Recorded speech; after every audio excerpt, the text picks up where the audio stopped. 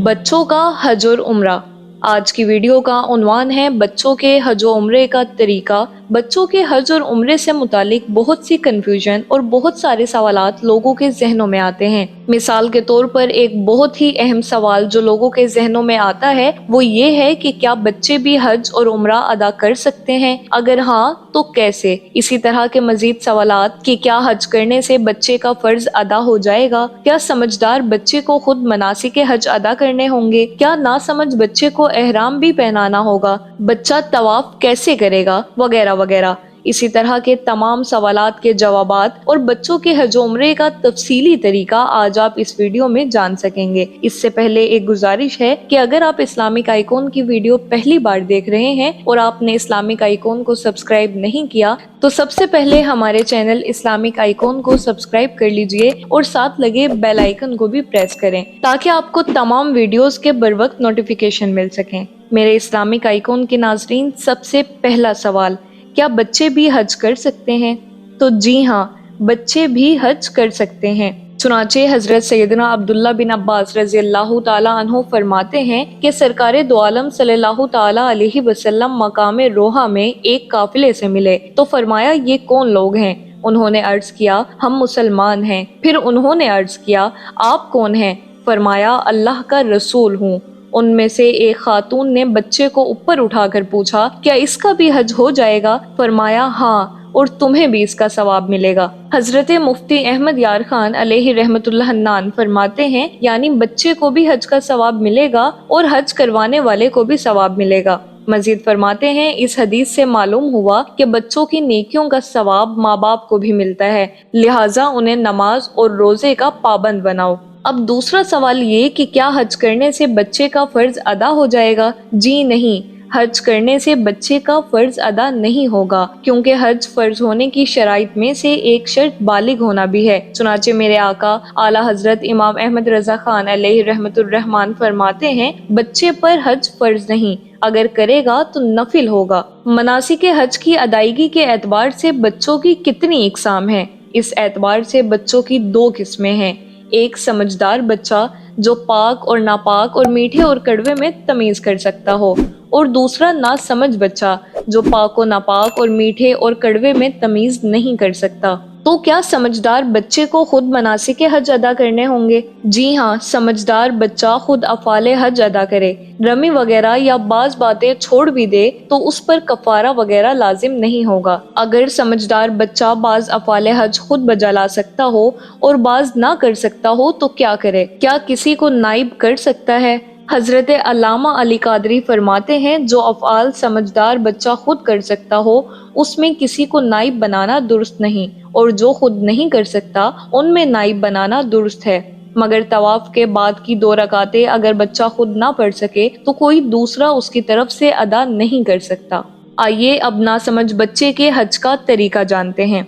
मेरे Islamic icon के नाजरीन, जिन अफ़आल में नियत शर्त है वो सरपरस्त उसकी तरफ से बजा लाएगा, और जिन में नियत शर्त नहीं वो खुद कर सकता है।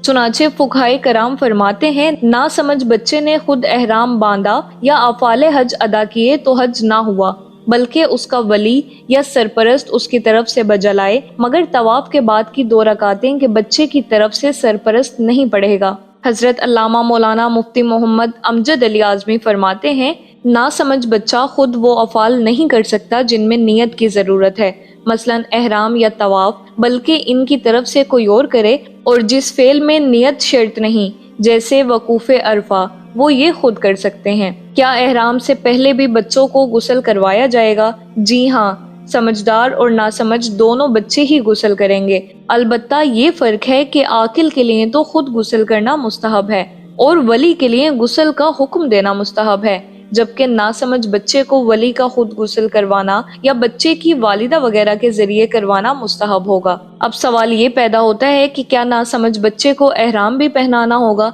जी हाँ, यूं करना चाहिए कि नासमझ बच्चे के सिले हुए कपड़े उतार कर चादर या तहबंद सरपरस्त कोई भी पहना दे, मगर उसकी तरफ से बाप, باپ نہ ہو تو بھائی، اور بھائی نہ ہو تو جو بھی نسب کے اعتبار سے قریبی رشتہ دار ہو وہ اس کی طرف سے احرام کی نیت کرے اور ان باتوں سے بچائے جو محرم کے لیے ناجائز ہیں۔ چنانچہ مفتی محمد امجد علی اعظمی فرماتے ہیں، بچے کی طرف سے احرام باندھا تو اس کے سلے ہوئے کپڑے اتار لینے چاہیے، چادر اور تہبند پہنائیں اور ان تمام باتوں سے بچائیں جو محرم کے لیے ناجائز ہے۔ اور سمجھدار بچہ احرام کی نیت خود کرے گا، ولی اس کی طرف سے احرام نہیں باندھ سکتا۔ اگرچہ بچہ سمجھدار ہو تو اسے خود احرام باندھنا ہوگا، سرپرست اس کی طرف سے نہ باندھے کہ جائز نہیں۔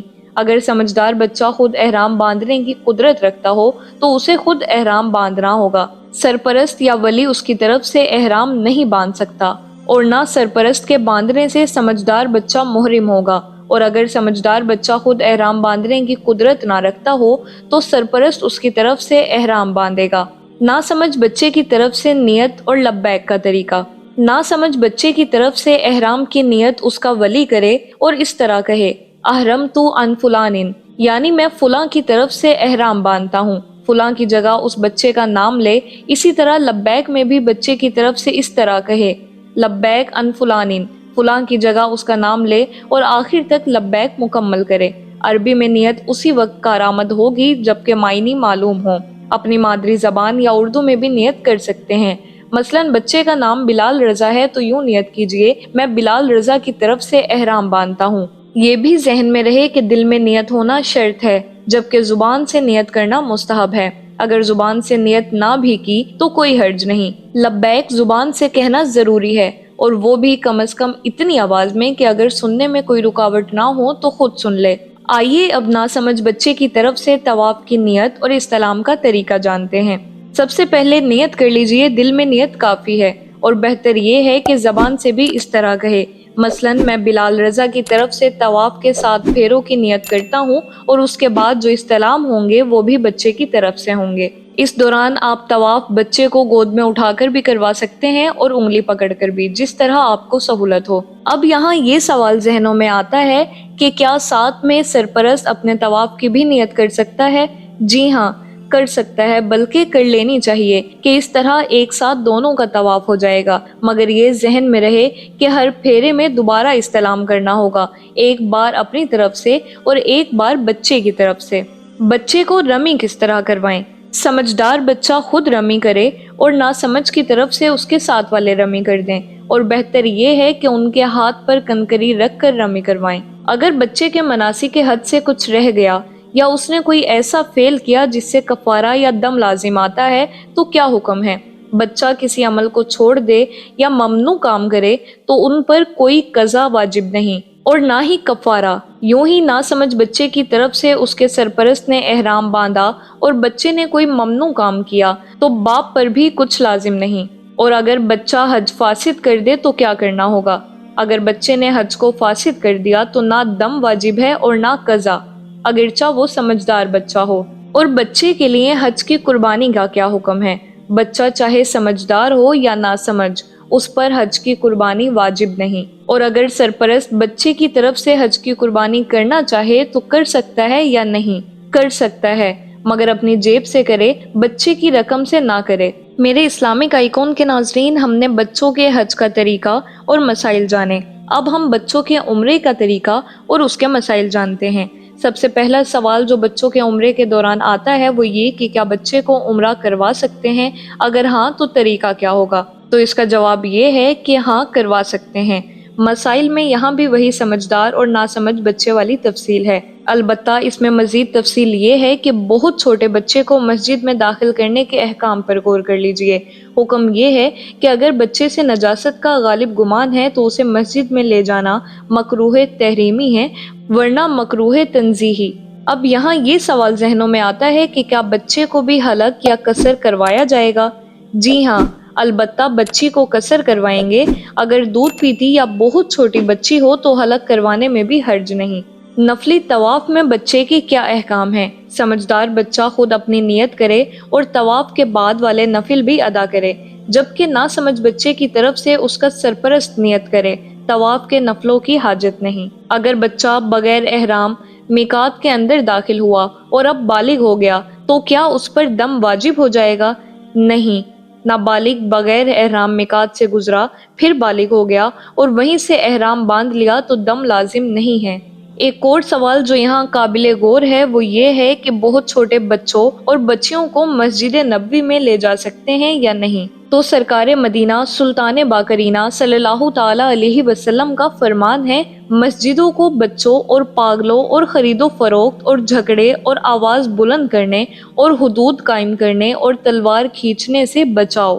ایسا بچہ جس سے نجاست کا خطرہ ہو اور پاگل کو مسجد کے اندر لے جانا حرام ہے، اگر نجاست کا خطرہ نہ ہو تو مکروہ ہے۔ اور جو لوگ جوتیاں مسجد کے اندر لے جاتے ہیں ان کو اس کا خیال رکھنا چاہیے کہ اگر نجاست لگی ہو تو انہیں اچھی طرح پاک اور صاف کریں کہ نہ نجاست رہے اور نہ اس کی بدبو۔